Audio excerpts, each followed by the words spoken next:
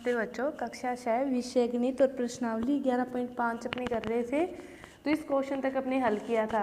तो ये दूसरा जो क्वेश्चन था वो चल रहा था। देखो कि सप्ताह के प्रत्येक दिन के लिए मेरे से ऊपर गिनिए। यदि आपने कोई गलती नहीं की है तो आप 23 प्राप्त करेंगे।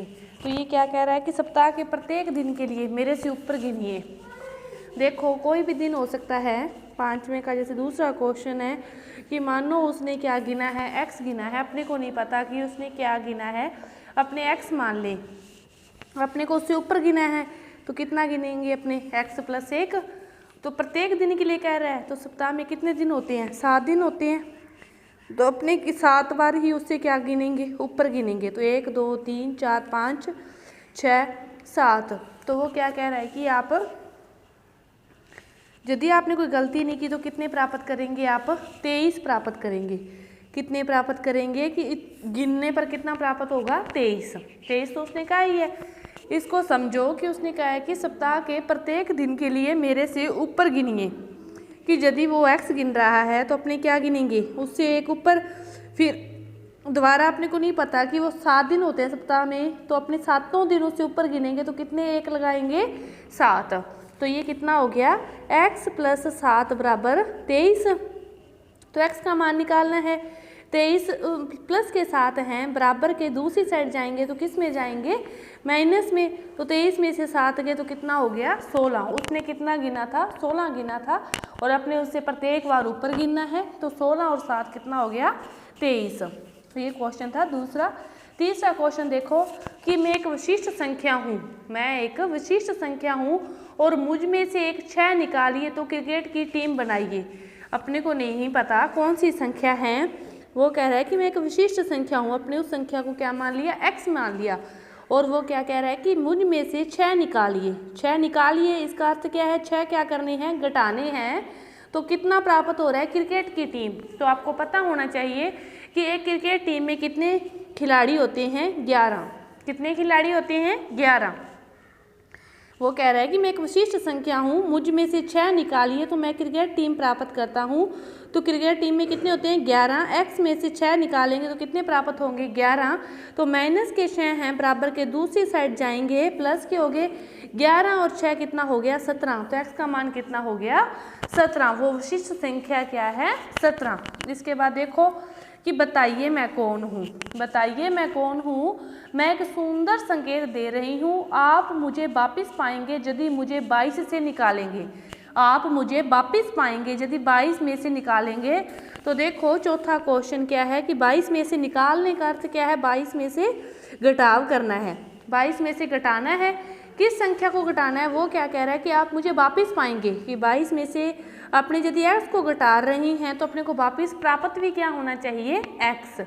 इस लाइन को समझ आते ही आपका क्वेश्चन हल। वो क्या कह रहे हैं कि आप मुझे 22 में से घटाइए या निकालिए तो आप मुझे वापस पाएंगे। तो 22 में से x को घटाएंगे तो क्या प्राप्त होगा, x।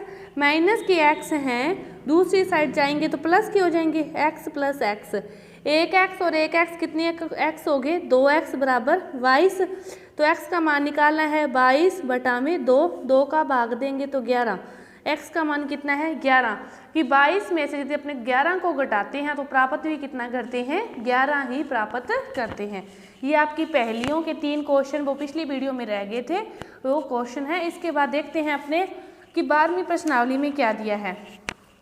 देखो क्या दिया है, अनुपात और समानुपात। अनुपात और समानुपात, तो इन दोनों पर ही आधारित पूरे आपके क्वेश्चन है। अनुपात क्या होता है, अनुपात में तो किन्हीं भी 2 राशियों की तुलना की जाती है। अनुपात के अंदर 2 राशियों की तुलना की जाती है, लेकिन समानुपात में 4। समानुपात के अंदर कितनी होती है, 4, और अनुपात के अंदर 2। अनुपात में किन्हीं भी 2 राशियों की तुलना की जाती है कि ये उससे इतने गुना है। कि पुत्र की आयु अपने पुत्र की आयु से पिता की आयु 3 गुनी है, तो आपस में दोनों का अनुपात देखो फिर क्या है, 1:3। तो इस तरह किन्हीं 2 राशियों की तुलना तो क्या होती है, अनुपात, और 4 राशियों की तुलना समानुपात। अनुपात में देखो जो क्वेश्चन आते हैं तो उसमें जैसे एक आपको दे रखा है, जैसे अभी मैंने को एग्जाम्पल दिया कि जो पिता की आयु है वो पुत्र की आयु की 3 गुनी है।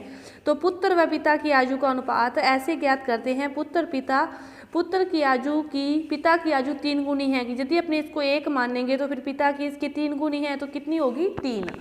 और यदि इसको 1 की जगह अपने 3 माने तो 3 की 3 गुनी, 3 को 3 से गुना करोगे तो फिर पिता की आयु कितनी हो जाएगी 9। अब यदि 1 की जगह अपने पुत्र की आयु 5 वर्ष माने तो फिर पिता की आयु 5 की 3 गुनी, 5 3 15। तो ये होता है अनुपात कि एक संख्या, दोनों संख्याओं को फिर 1 से ही गुना करना पड़ता है, आगे के आगे चलते रहते हैं। इन्हें क्या कहते हैं, तुल्य अनुपात।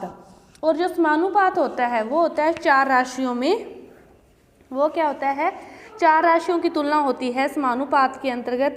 और उनके देखो कैसे कि यदि भी अनुपात उन दोनों का क्या होता है, समान होना चाहिए, ऐसे उसे कहते हैं समानुपात। अब देखो कि यदि पुत्र की आयु की 3 गुनी पिता की आयु है, ये तो है इसका अनुपात 1:3। उसी तरह यहाँ पे जो 2 संख्याएं लिखनी है उनका अनुपात भी क्या होना चाहिए, 1:3 ही होना चाहिए। यदि अपने करें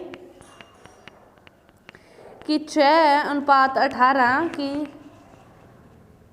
एक 6 वो वस्तुएं खरीदता है, उतने में वो दूसरी कितना खरीदता है 18, तो इसका अनुपात भी 1:3 है। और 6 और 18 को ऐसे लिखें, इसको काटें तो 6 के पहाड़े में 18 भी कितने पर आते हैं, 1:3 पर।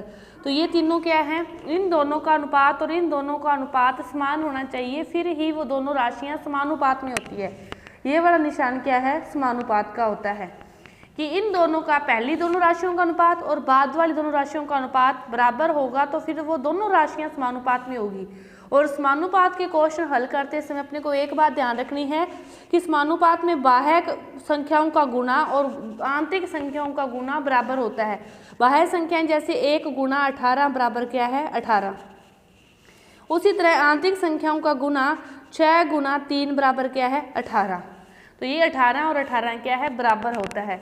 तो आपको समानुपात के अंतर्गत जो क्वेश्चन दिए होंगे, जहाँ तो उनमें किसी एक को x मान के दिया होगा या फिर दिया होगा कि 4 संख्याएं दी होगी और चेक करनी है कि ये चारों संख्याएं समानुपात में है या नहीं है। तो यदि तो एक आपको नहीं दी तो भी आप ऐसे ही उनको बराबर रख के हल करोगे, और यदि चारों दी है चेक करना है, फिर भी बाहर वालों दोनों का गुना करो और अंदर वाले दोनों का गुना करो, और दोनों बराबर आ रहे हैं या नहीं आ रहे, यही चेक करना है।